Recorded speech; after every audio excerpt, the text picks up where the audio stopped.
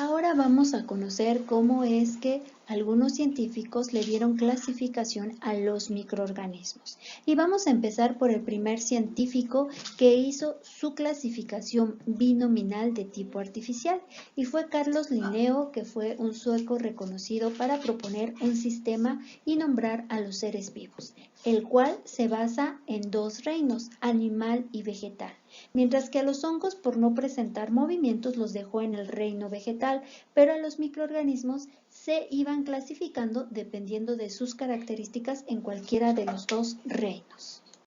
El siguiente científico que le puso más atención a estos microorganismos fue el biólogo Ernest Haeckel, y fue el primero en establecer una hipótesis filogenética, que quiere decir basándose en su estudio de su evolución, y dividió a los organismos en tres grandes ramas, a los que llamó Plantae, Animalia y Protista.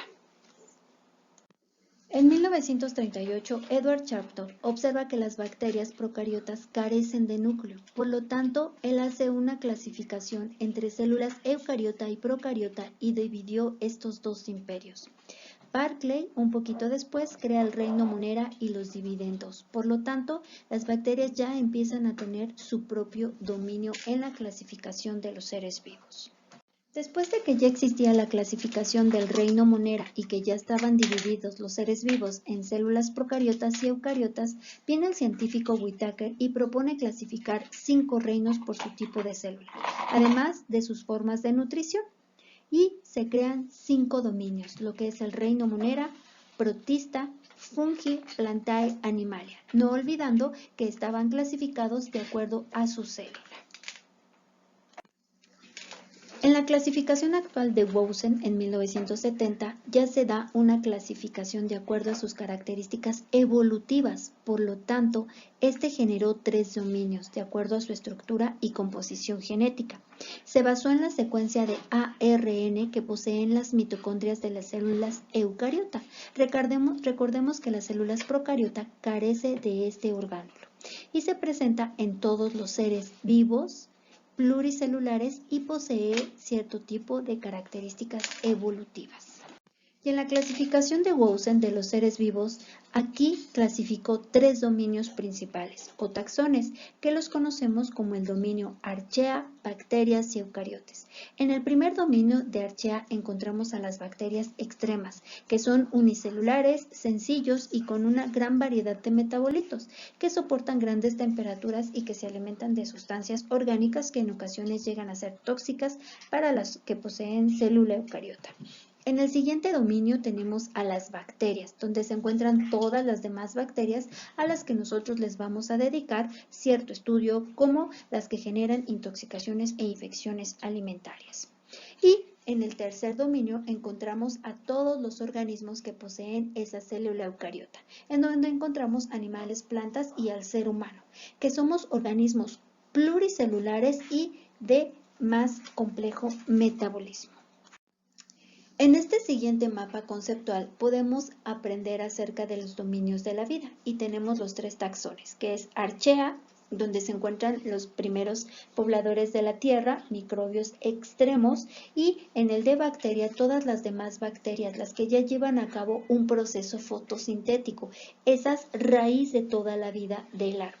Y en el tercer taxón tenemos a Eucaria, todos aquellos organismos que poseen una célula eucariota, como plantas, animales, hongos, plancton y protistas. Aquí encontramos a las células con núcleo y unidas a una membrana y que todos poseen una mitocondria.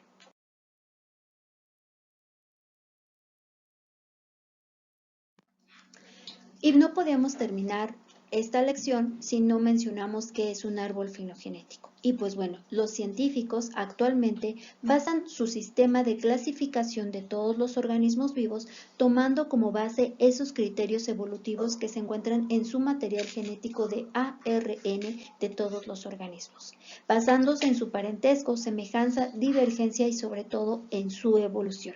Y los árboles filogenéticos muestran el panorama de la historia de la vida. Y por último, les presento una imagen de lo que es el árbol filogenético y nos puede explicar lo que son los 3 dominios y taxones y cómo van relacionados de acuerdo a su evolución. Los árboles filogenéticos son esquemas arborescentes que muestran cada una de las relaciones evolutivas que va teniendo cada especie en otras entidades y que se cree que tenemos una ascendencia común entre todos los organismos vivos. Lo primero que debemos saber es qué es la microbiología. La palabra microbiología proviene de 3 palabras griegas: micros, que significa pequeño, bios, que significa vida, y logos, que significa ciencia. De manera tal que la microbiología no es más que el estudio de la vida microscópica.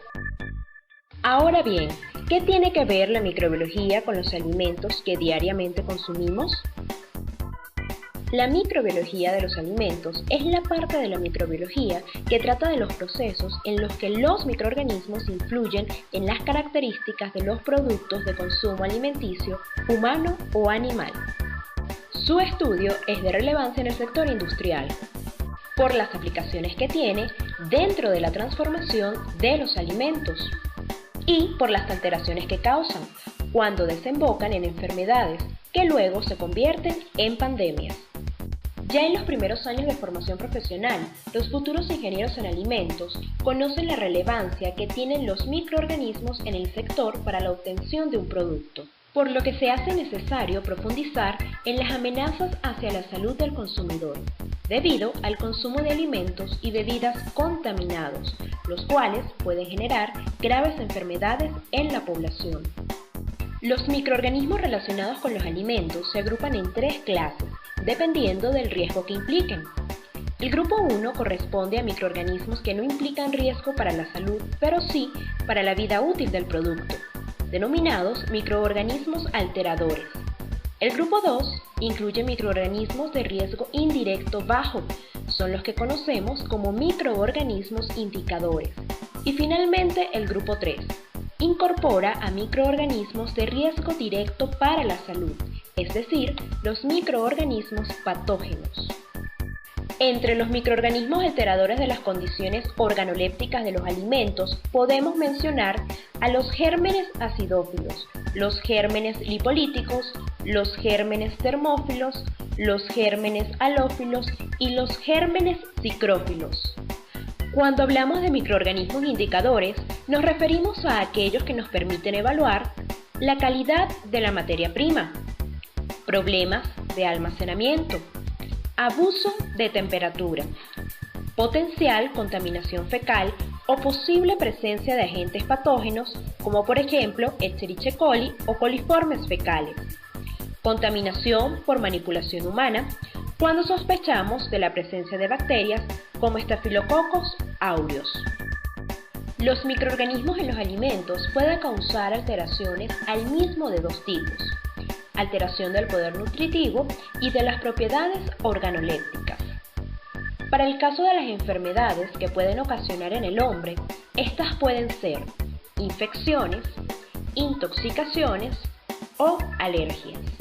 Las intoxicaciones alimentarias son el resultado de la ingestión de alimentos por una cierta cantidad de microorganismos causantes de enfermedades, los cuales son capaces de producir o liberar toxinas una vez que son ingeridos.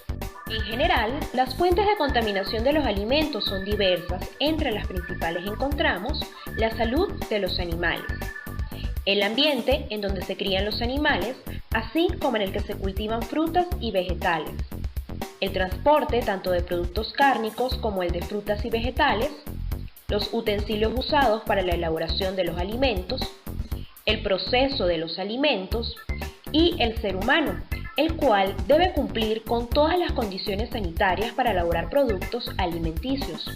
Los microorganismos están presentes en cualquier lugar, formando parte de la flora normal de piel, manos, cavidad oral, tracto gastrointestinal, vías respiratorias, oído externo, de tal manera que es fácilmente posible contaminar un alimento.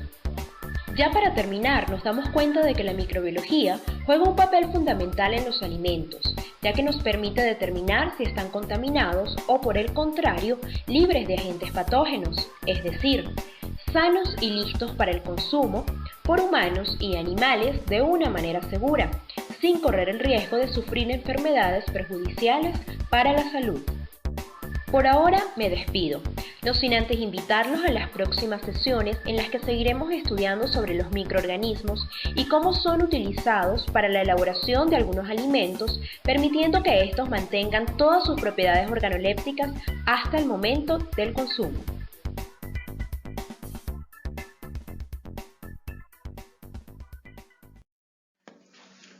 Les anexo un video para una mayor comprensión del tema en lo que es la introducción a la microbiología. Recuérdenlo, quedo a sus órdenes para cualquier duda o aclaración.